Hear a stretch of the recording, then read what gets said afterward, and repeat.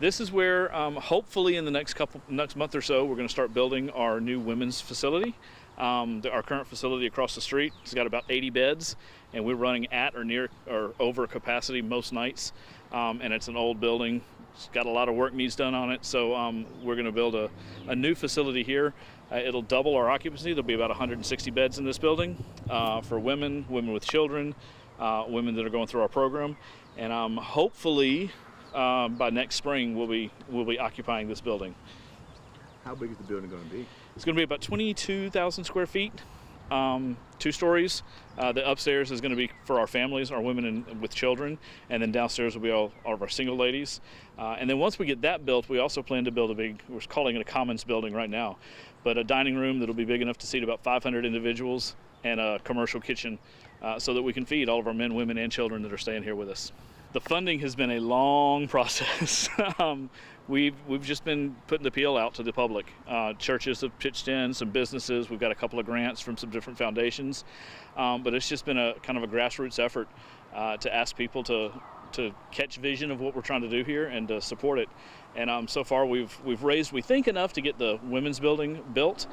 We still have a ways to go for that commons building, the dining hall, but God's blessed us, and we're just trying to be good stewards of what He's given us. We've been working on this project probably for 4 or 5 years now.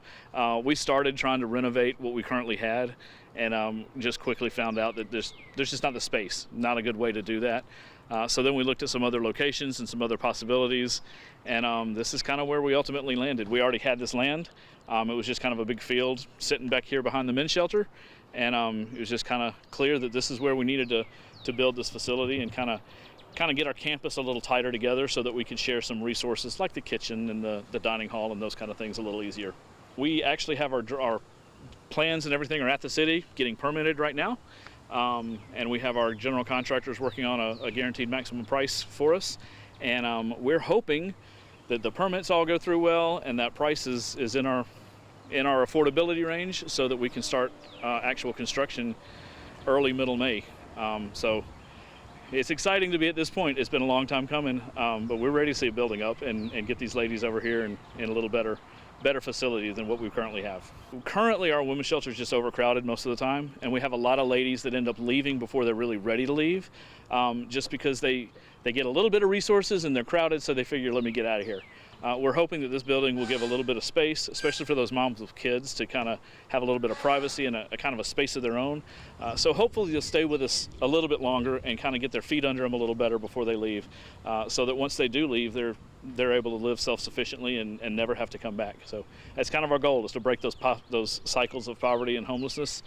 And we're hoping this building is going to be a tool to be able to do that. We are still in the fundraising mode, so if anyone feels led to get on board and help us out with this project, we would love to have your support and your donations, and most importantly, just your prayer support. This is a huge undertaking, and we know that it's only through God's power that we can make it happen. So just pray for us. Pray that God will continue to bless, and we'll be wise stewards of what He's given us.